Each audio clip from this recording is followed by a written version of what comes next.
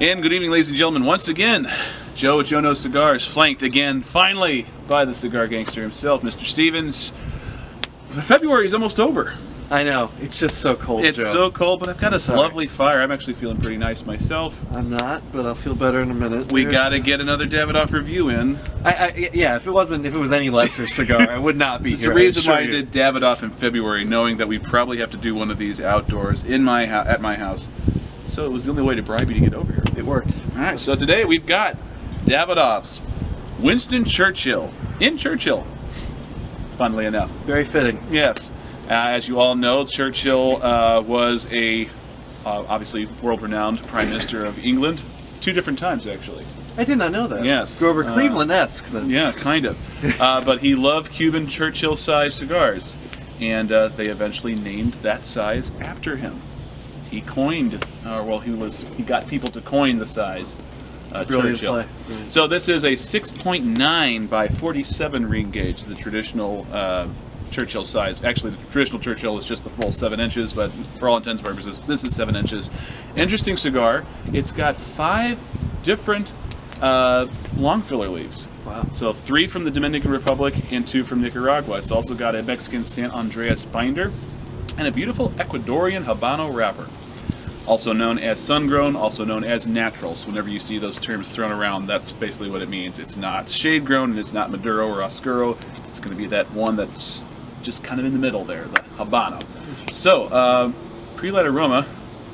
I'm not sure how well your olfactories are working in this cold. The fire is there too. I'm actually getting a lot of musty earth. I was just going to say very earthy farm, almost like a barnyard kind of. Barnyard. A little sweet natural tobacco. Hints of dried fruit as well. Let's quit talking about it and let's just go ahead and get it cut and toasted. It looks like it will be great, so let's just hope it Let's see what we find out. Oh, interesting.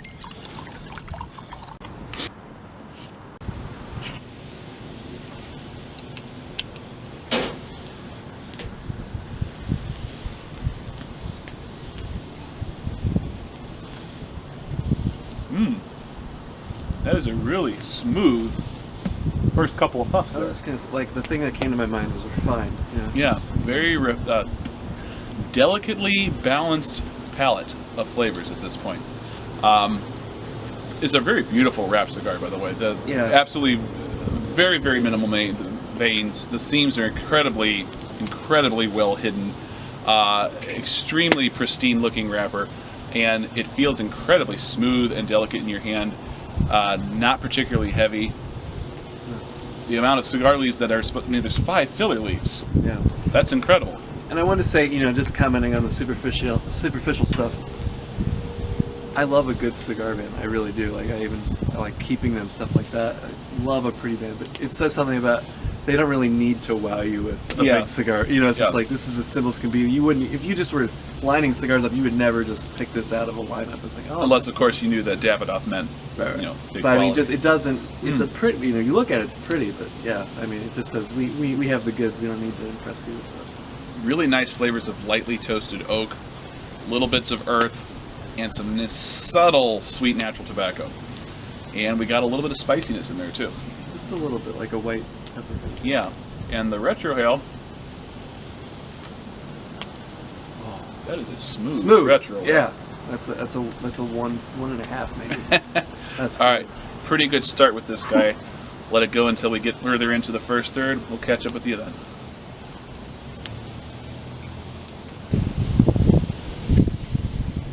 All right, we're about 12 minutes in, well into the first third.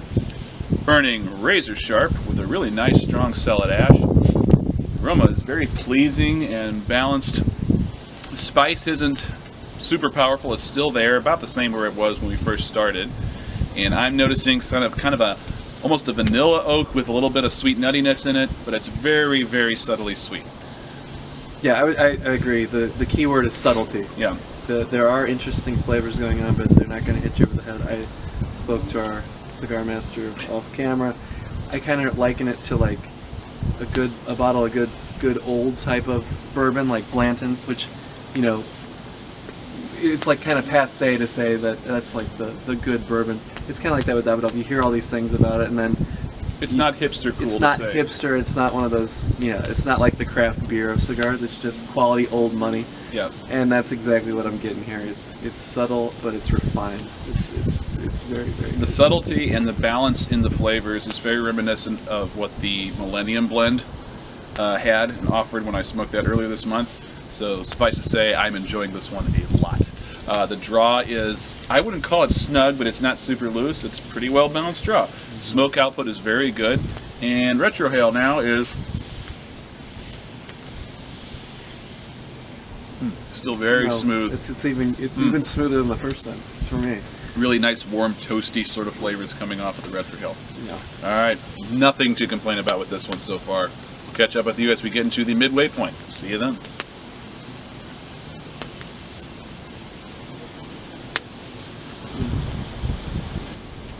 All right, we are about 35 minutes in. Not quite into the second third. We're still kind of finishing the first third. But I wanted to point out something. I was doing my best to hide a gaffe on my part. When taking these cigars out of my humidor today, I dropped this guy. And I cracked the wrapper kind of badly. And so I was holding it always front facing, so you wouldn't see the back ripped wrapper. I didn't think it looked too nice. Plus, I didn't want to admit to such an embarrassing faux pas. But Horrible. all that being said, I was really worried it was going to affect the burn. Not at all. It is almost all the way through where the wrapper has been cracked, and I haven't had any burn issues whatsoever. Can only say the time marks for the rollers. That's right. You'd rather drop a plate of fine china than a Davidoff cigar. But That's right. it takes a licking and it keeps on ticking, I guess. Yep. That's what the extra money goes to. It's solid construction. Oh, well, still, the flavors haven't really changed much since we last talked. I'm getting kind of, it's reminding me a little bit of like graham cracker. Oh, really? Yeah. Your palate is more refined than mine. I'm just trying to grasp at something. It tastes different than what it did before. I'm just trying to figure out what it is, and graham cracker's the thing that reaches out to me at this point. So. I'm getting, more of a, it's not sweet. Like, I don't want to make it sound like you're overpowered with sweetness, but yeah, a little more of a sweetness toward this middle part. Ooh. But I wouldn't say that the construction, you say we're not even into the second third, that it's just held up so well. Yeah. I haven't let it rest too much, and it's lasting forever despite the small, width. I actually did let it rest for well over a minute there, and I picked it right up. Performed very well in the resting combustion, so picked it right up, puffed right up again, no problems, no lag in the burn, so very well constructed, beautiful tasting, and beautiful looking cigar. I will catch up with you as we get through to the end of the second third. We'll see you then. Alright, we were about 45 minutes in, just ending the second third. Still burning razor sharp, nice solid ash. Very good. The ash has been falling off right about 1.5 to 2 inches each time. New flavor, Mr. Stevens. We've got kind of a malty, subtly sweet pecan sort of flavor coming through. Yeah, it definitely tastes a little roasted, sweet nuttiness. Very, very good. Again, subtle though. Yum, yum, yum. Yeah. Earthiness is still there. The spice has kind of subsided a lot. Yeah, it's so smooth. It's unbelievably smooth and refined.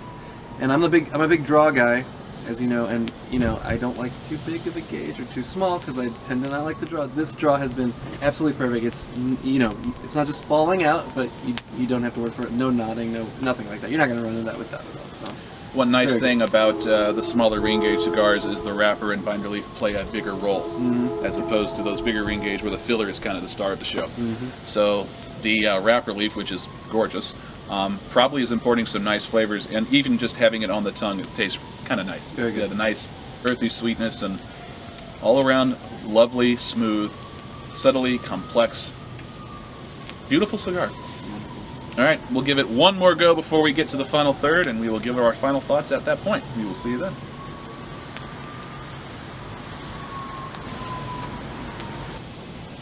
All right, we are about 70 minutes into the final third. Still burning perfect. Ash is still performing very well. Draw is great. Smoke output is great. Flavors haven't really changed a whole lot. Very consistent. And which is good because I've been really, really enjoying these flavors. Me too. Again, subtle's the word. I noticed this because, cigar of this quality, you want to take it down to the nub. You're not going to stop early. And usually when you get toward that end, it gets a little burny, a little smoky, a little hot. Not at all.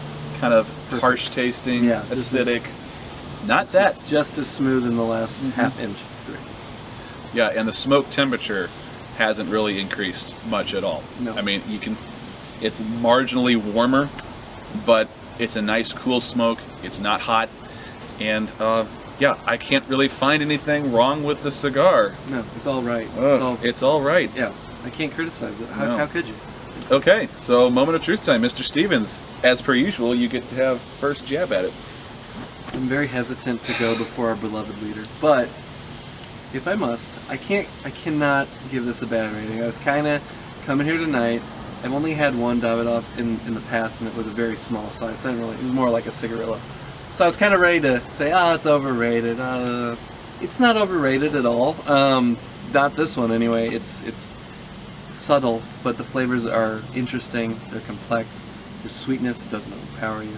And the draw, the burn, the ash, everything perfect. Refined is the word, subtle's the word, so is it my favorite cigar ever? No, because I do kind of like those butt kickers for me. I just like to be hit over the head, but I can see this is an old money cigar. It gets an old money rating, 4.8 for me. I can't say much against it. It's fantastic. Okay, so flavor-wise, I enjoyed this one just about as much as I did the Millennium Series. And I almost gave that one a 5-puff cigar. 5-puff score. I didn't give it a full 5 puffs because the burn issues were a little problematic. It wasn't razor sharp like this one, and the ash didn't hold on nearly as strong as this one has. The draw was just as good, and the flavors were just as good. Smoke output just as good. Aroma just as good. Appearance was just as good. So the only thing this one has that the Millennium didn't have was an amazing burn. So you know what that means. 5-puff cigar. I can't really say against it. I mean, the thing is, if this is your kind of cigar, a refined, subtle cigar, it is a 5. Right. It's about matters of taste after that. Right. It basically, anything you could say against the cigar is going to be a matter of preference. It's going to be a matter of taste. It's not really going to be anything objective that you could say, oh, this is bad because, or this isn't that great because what. No, this is a 5-puff, intricate cigar. Yeah. For sure. And basically, I say a cigar is going to be 5 puffs if I can't find anything wrong with it. And I can't find anything wrong with the cigar. Everything is great. And not only is it not wrong, it's really good. It's really good. Yeah.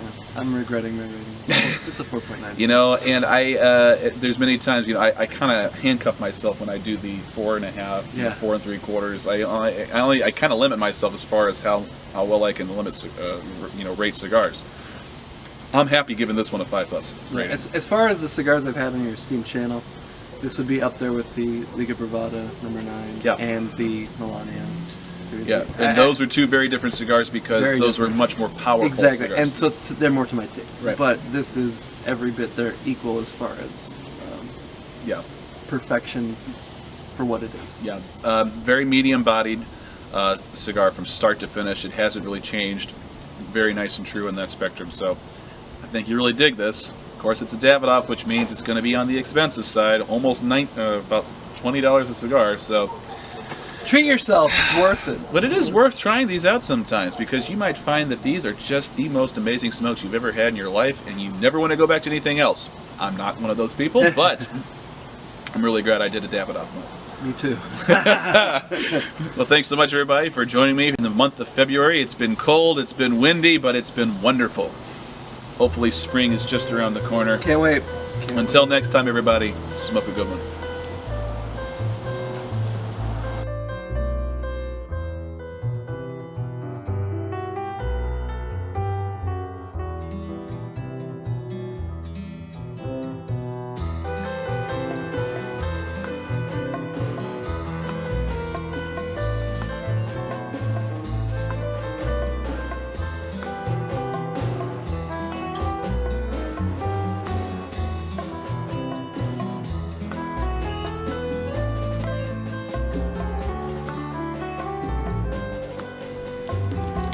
Hey, thanks for checking out Jonose Cigars. If you like this cigar video and all things cigars in general, click this handsome head right here to subscribe to the Jonose Cigar channel to get notifications every time I release an awesome new video.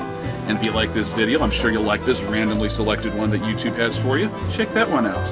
Let's get that watch count up as high as possible.